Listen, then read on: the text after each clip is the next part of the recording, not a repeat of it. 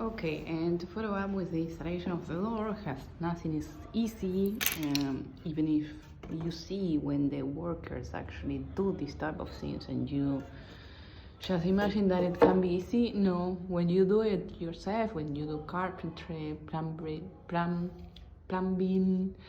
it's too early, another type of works in the house, you actually realize how much you actually should pay them a little bit more, I guess, because it's a lot of work and you have to resolve so many problems. You have to be so good at math and geometry. It's so much work. The work is mainly men. I have not seen many women doing that. Are doing when building houses, so kudos to all of them.